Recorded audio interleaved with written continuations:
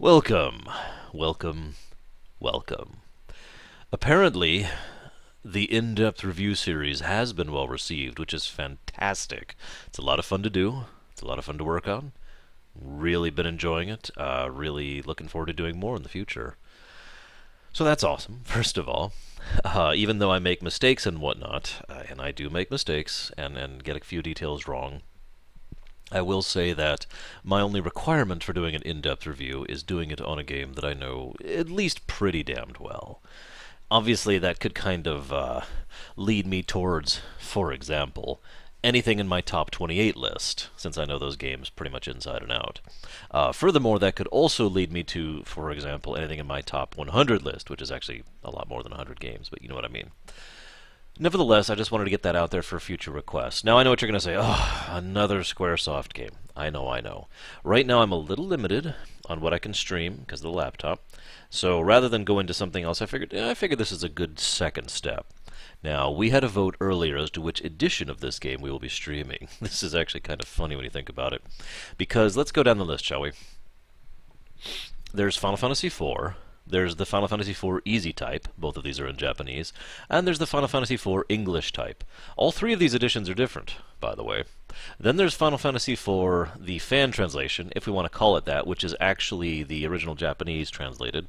Then there's Final Fantasy IV on the GBA, which actually has several gameplay differences, and it's a bit of a shame that some of those differences didn't make it into the DS version, because I think that would be awesome, but whatever. Then we have Final Fantasy IV on the PS1. Actually, I'm actually doing this in the wrong order. We have Final Fantasy IV on the PS1, which is actually a new translation from the Easy type version. And then there's the Final Fantasy IV GBA version, which is actually a slight modification of that version with the new content added. Basically the same translation as the PS1 version, though. So I guess because of the translation differences and the thing, we could tally up. So let's just start this over. Original, Easy type, English version, fan translation, PS1 version, GBA version. All of these have significant differences between each other so far, by the way. Now I know what you're saying. Get rid of the fan translation. That doesn't count. Okay, we're down to only 5 versions of FF4. Unless you count the PSP version, which has several changes and is based on the GBA version, or the DS version, which is also known as the definitively superior version. 7. That's 7 different versions of this game. And that's if we're excluding things that should technically be qualified. This is 7 distinct and different versions of the game. We are going to be talking about the definitively superior version, aka the DS version. Erois, I'm going to let other people answer that if you don't mind. So, I have used the definitively superior version as literally the poster child for what a proper remake should be.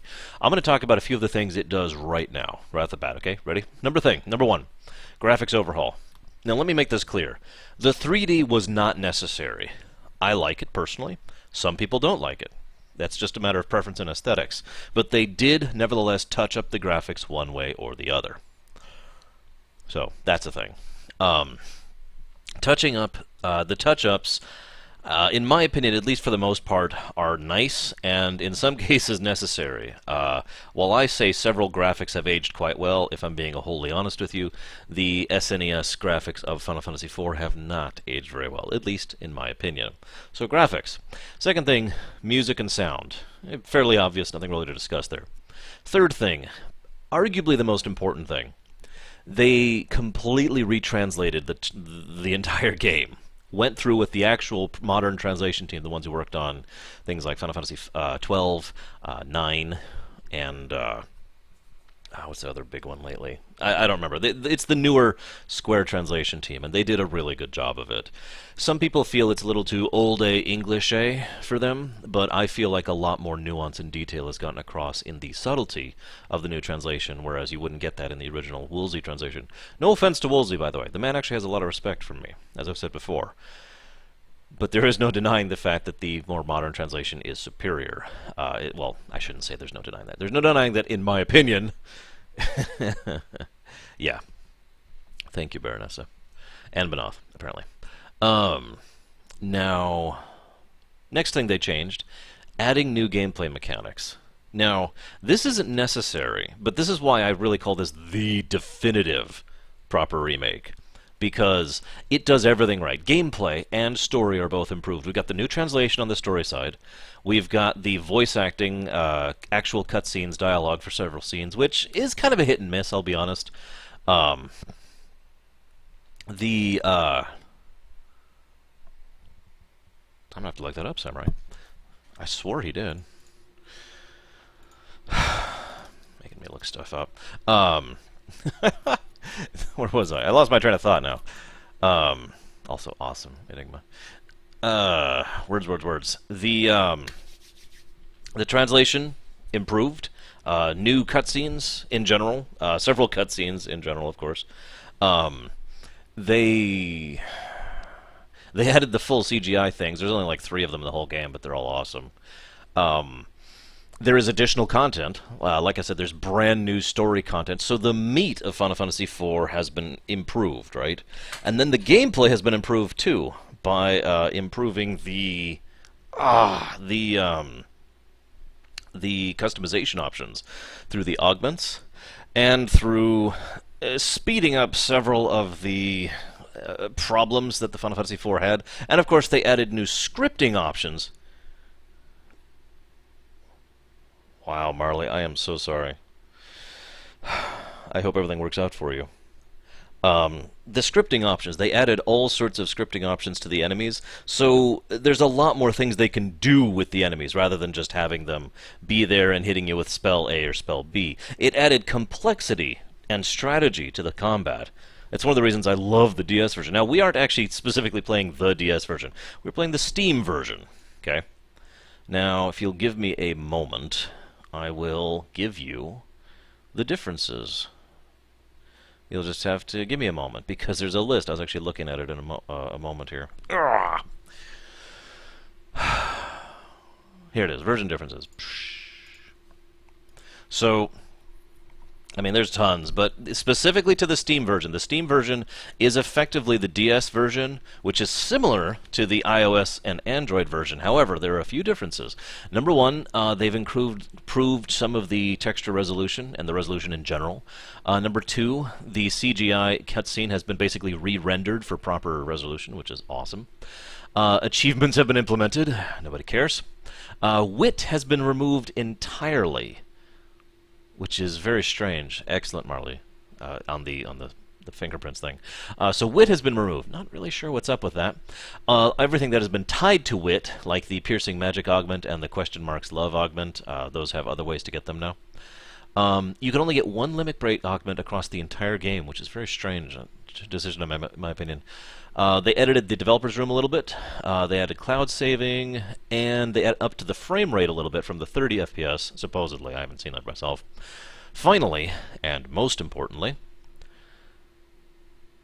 they have changed the difficulties. Or rather, they have added difficulty option. There's hard difficulty, which is exactly how it is on the DS. And then there's normal difficulty, which is closer to how difficult it was on the SNES.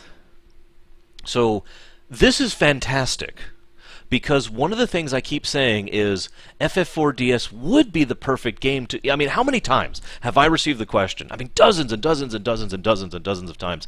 I have received the question, which Final Fantasy should I start with? You know, I'm new to the FF series, which should I start with? And my answer is always, well, 10, or 9, or and a few others. I usually go down the list, but I almost never recommend 4 to start, even though that's what I want to recommend, because Final Fantasy IV DS, the definitively superior version, is hard as balls.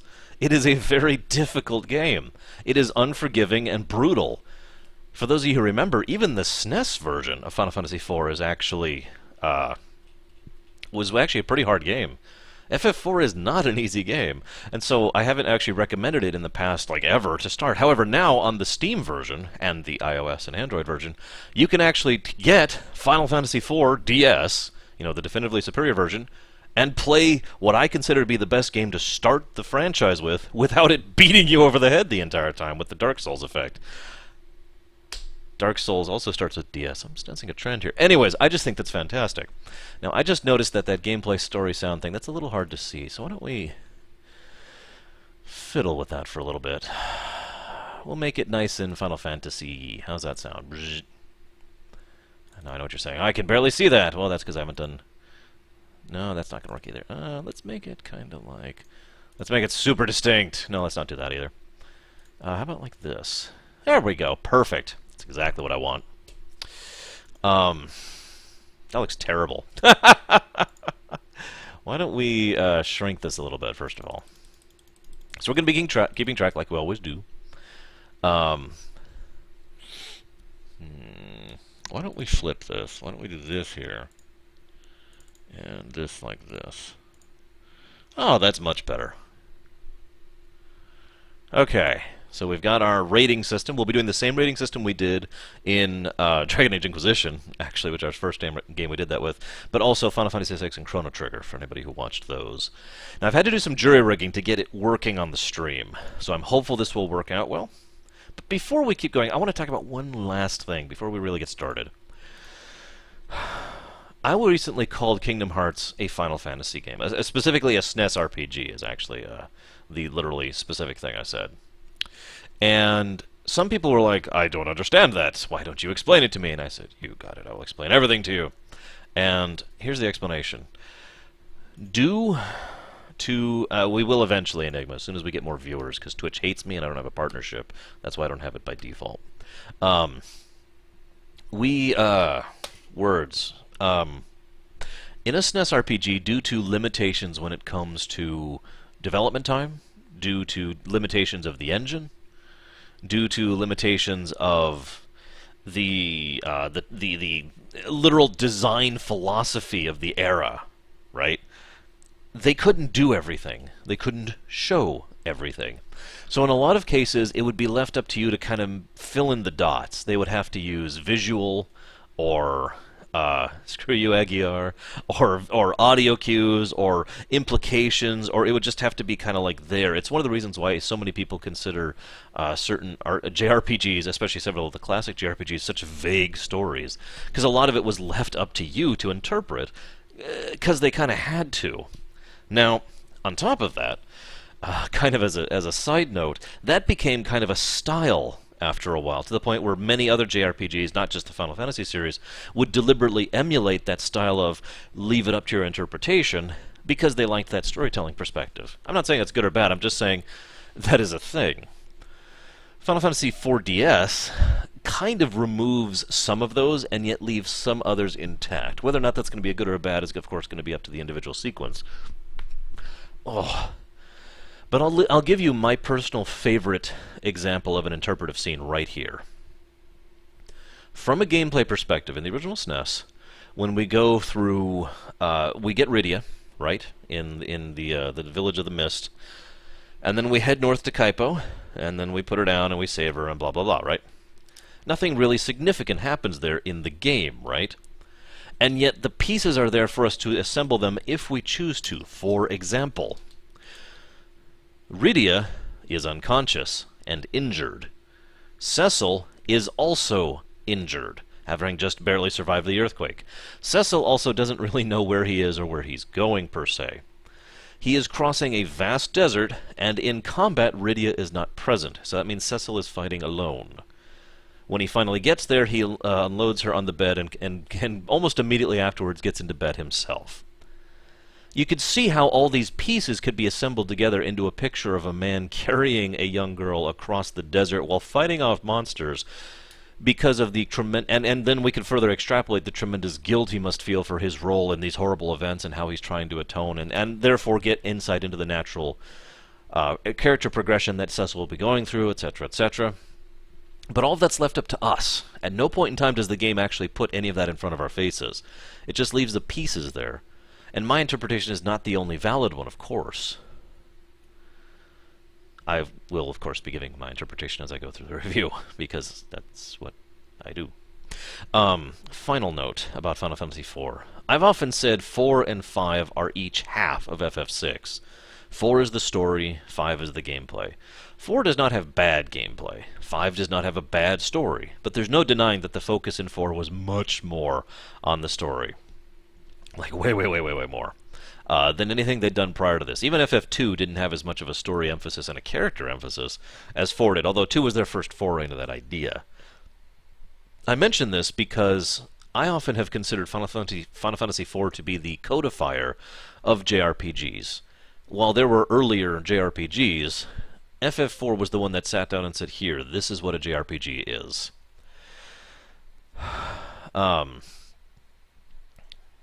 Yeah, the Ultimania does a lot of things that I'm only going to be covering in brief, especially since some of it kind of contradicts some other things. Ultimania is not always definitive, I have discovered over the years, over the months actually. This is kind of a recent thing. The Ultimania actually can contradict some things in some cases, but it is very helpful, especially when you're playing FF9.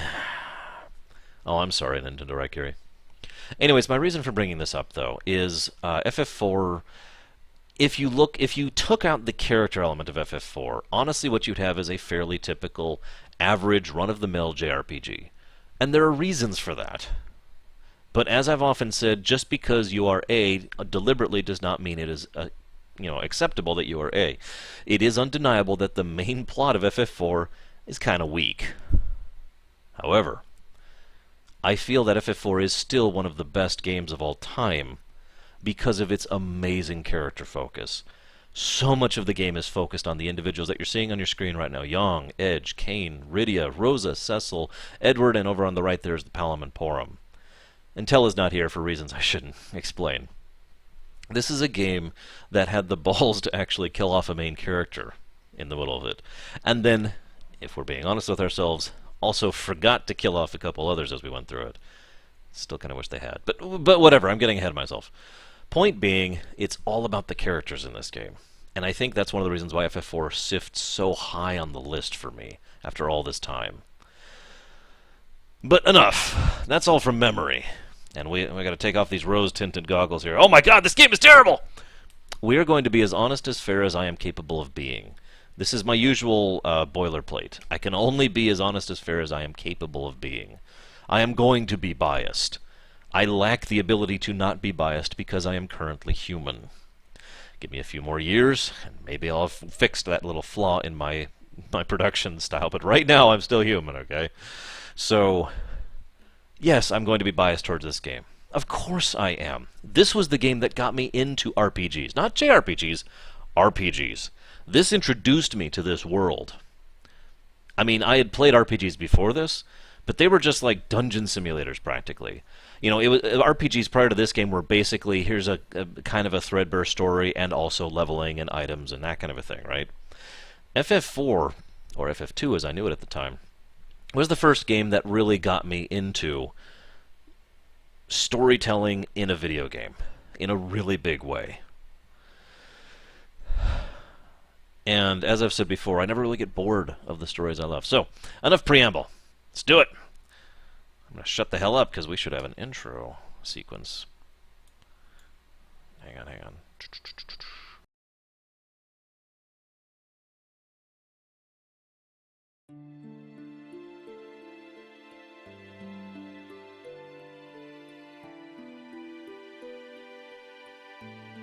It's not playing. The video's not playing. Of course it's not playing, because... come on, really?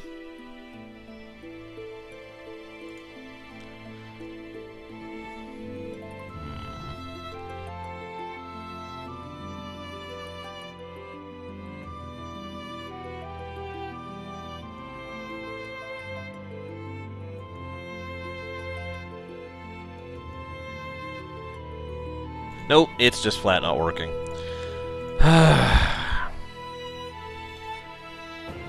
So there's this awesome intro you guys aren't seeing. I'll just describe it. So there's Kain.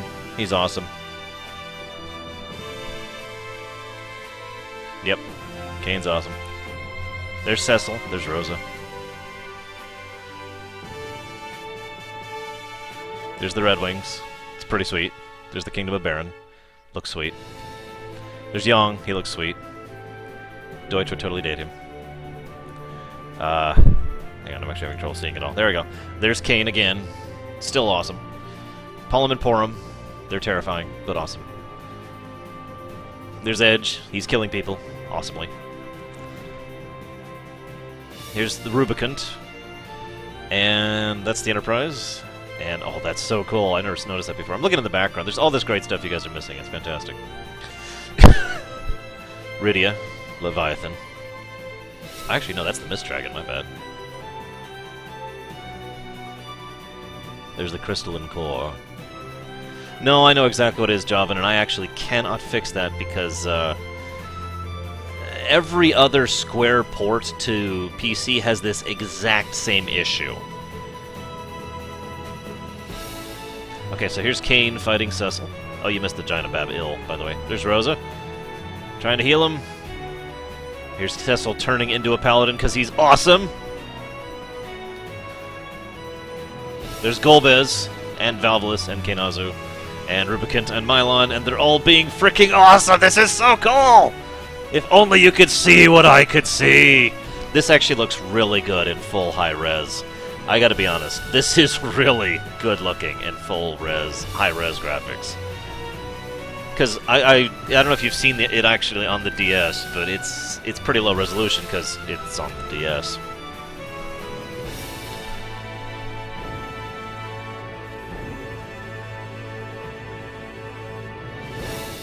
Final Fantasy IV. Also, yes, Kane is the Dragoon. I love you, Freya, but Kane is the Dragoon. Oh, hey, look, the game's actually showing. That's good to know. God.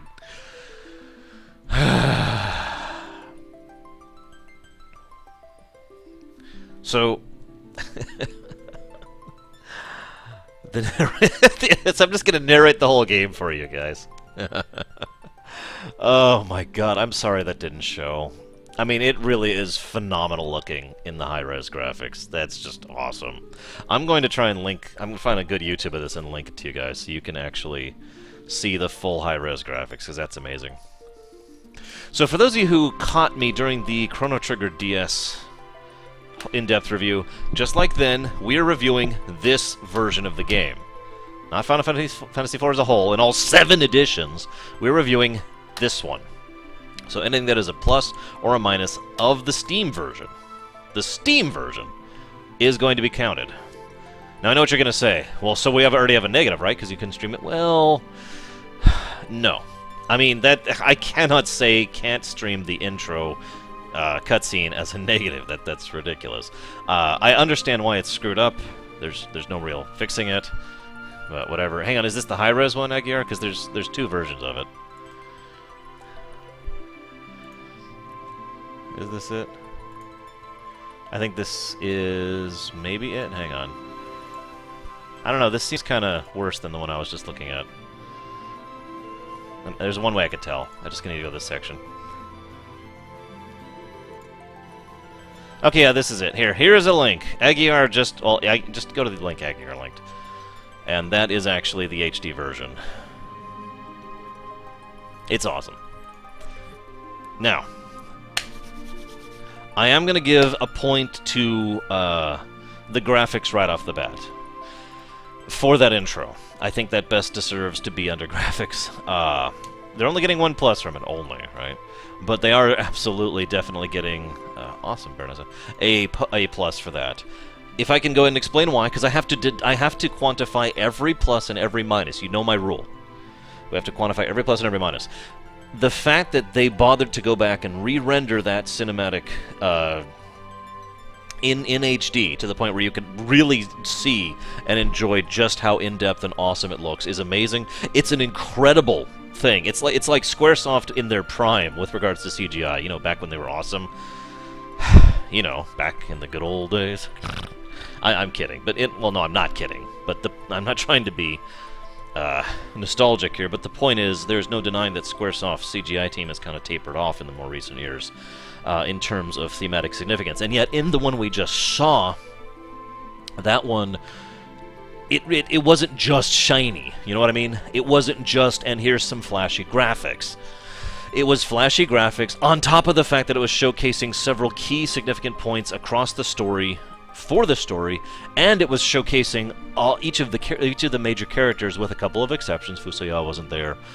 Sid wasn't there, and Tella was not there. Those are the ones that were not rendered. But everyone else had a scene, at least one scene, usually two scenes, which showcased something significant to their character arc. It showcased what they were fighting for. It showed the Giant of Bab-Il and the culmination of all the people coming together to fight the giant, and it showcased the lunar whale, and in almost every scene, the two moons were in the distance, showcasing how significant that was. You get my point, right? It wasn't just flashy glitz, excuse me. It wasn't just flashy glitz. It was significant. Second point, yes, that's right. Remember, each positive and negative has to be quantified. Music. Now, unpopular opinion time. I prefer the original SNES soundtrack over the DS soundtrack. However, the song they used for the intro was damned good. And really, it is the theme of Final Fantasy, and it is significant, and I think a good choice that the theme of Final Fantasy be done for FF4, arguably the Final Fantasy. I mean, I consider FF6 the best of the series by a wide margin. But as I've said earlier, FF4 really was where FF kind of began, in many different ways. So, moving on. Ah, good, it looks like my controller's actually working. I just got an achievement for, I have no idea what. Oh god, it's blinking. It's blinking. Why is it blinking at me? I got an achievement for playing a new game. God, really? We're going to go and do normal for the sake of this, because I've played this on the DS many times, and it'll speed this up, less grind, etc. So here's the touched-up graphics. You can kind of see they've upped the resolution in several cases. They kept the super deformed perspective. You can actually see the pixels on the textures there in several cases. And of course, we are hearing the new. Oh my God! What is going on with that? We are. The trouble's here too. Orders may be orders, but this goes too far. Flickering is bad. Hang on, everything else gets to pause until we fix the flickering issue. We may be about to give a negative to the Steam version specifically.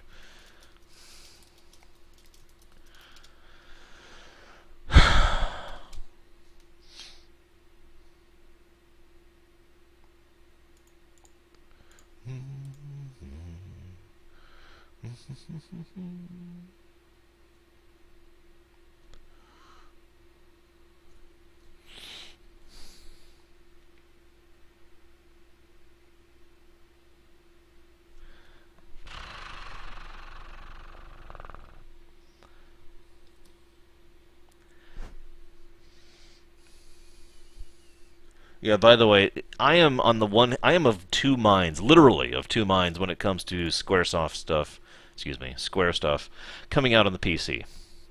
On the one hand, it's great that more people can access these games. On the other hand, Square does not know how to port things to the PC. They literally never have. They have literally never been able to do good PC ports. I admit I have not actually played Typo, so I don't know. But FF7, when it was before Steam was even a thing, before Steam ever came out, FF7 and FF8 were terrible PC ports. And then they ported FF7 to Steam, and it was a terrible port. And then they ported FF8 to the Steam, and it was an acceptable port. And then they ported FF5 to Steam, and that was a bad port. And you get my point. They do not know how to port things to PC. Okay, so we have figured out the problem. What we need to do is figure out why.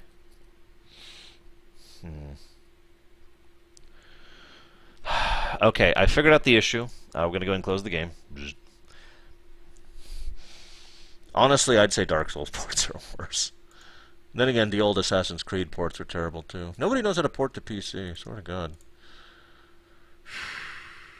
Or Watch Dogs, there's another one. Okay, hang on. I need to get VSync going on. But like, there's no option in FF4 to do VSync. So I may have to actually set up a custom change to my graphics card on the laptop, specifically to force it into VSync mode for this game so that I don't get the flickering option. Yeah, I think this is a negative. I think this is definitely a negative. Graphics, negative.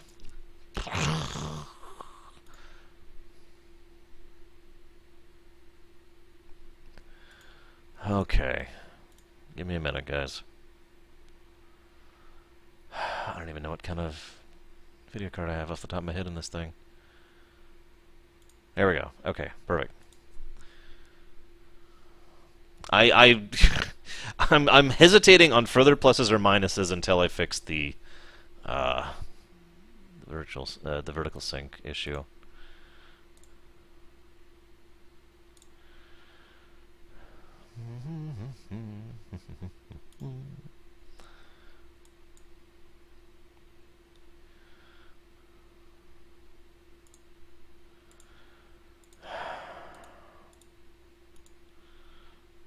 Here we go.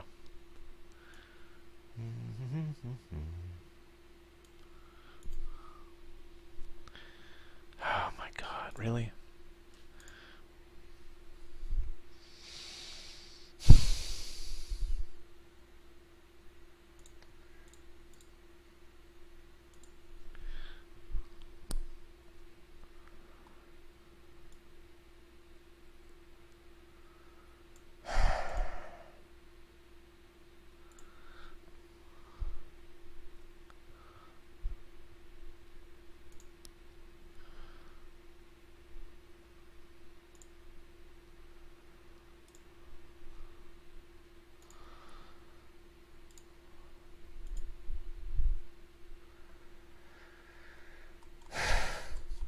Sorry, guys.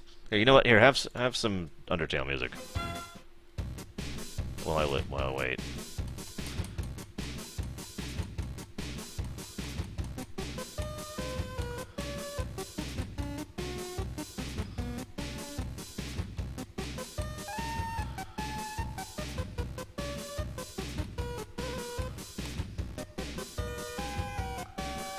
Application settings.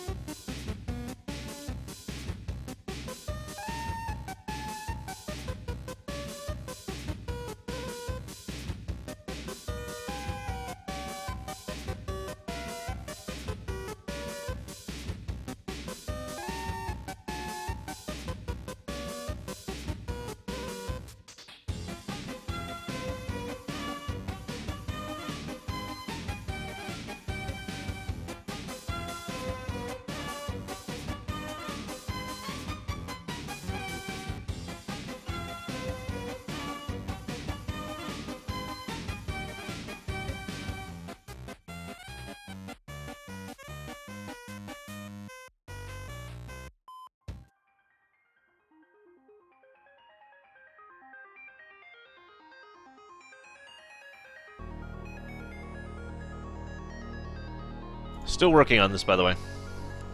I think I have a couple of possible solutions here. This is a real issue. in case you're wondering, no, it's not an issue with my laptop. It's an issue with the way they programmed it. And again, this is common. I've had issues with every other PC Square thing I've done ever. So, this is nothing new.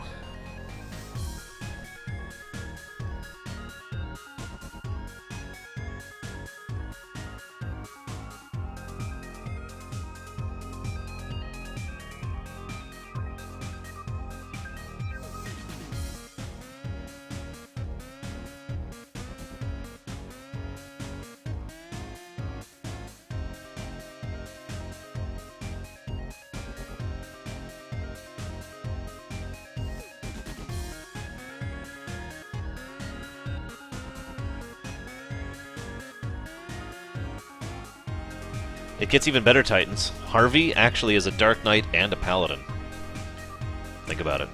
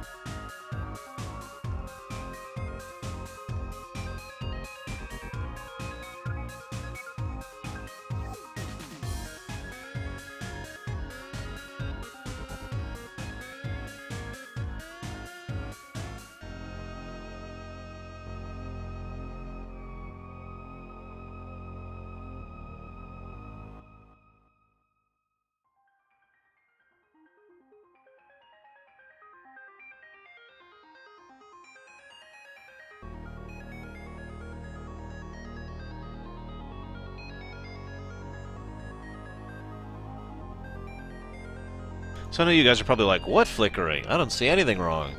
Trust me, it's flickering so badly on my screen that it's actually giving me a headache looking at it. You can only see it every now and again on your screen because I'm streaming at 30 FPS, but wow. Yeah, that's headache inducing.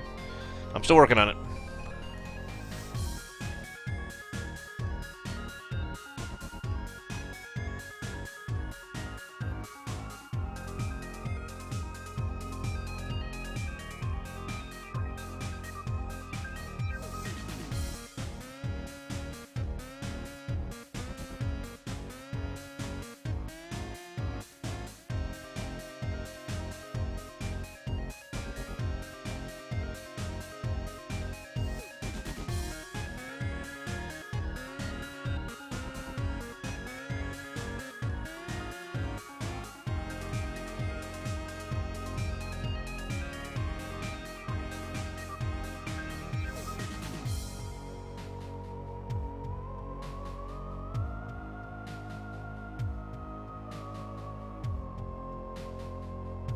So I'm looking up a few things for this, and I just feel like sharing this, okay?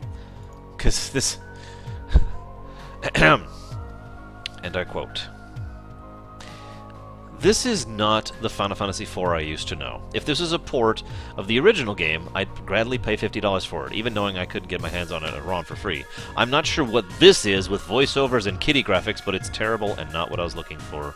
Frowny face."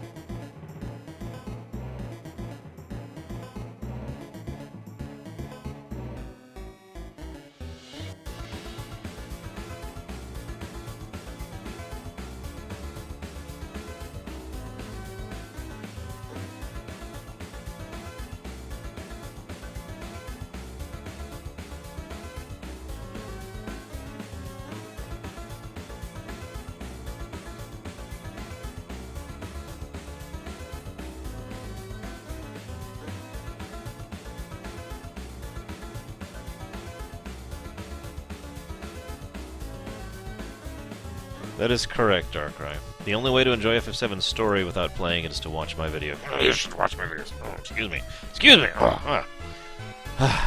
Something stuck in my throat there. Okay, I may have to do some really wonky stuff to get this working. You're gonna have to give me a moment, guys.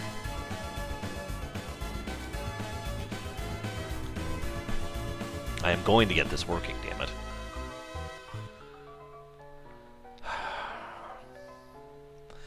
I may literally just start the stream over and then not export this version to YouTube, so people don't have to just listen to me trying to fix this while I'm yeah, well, Undertale music plays.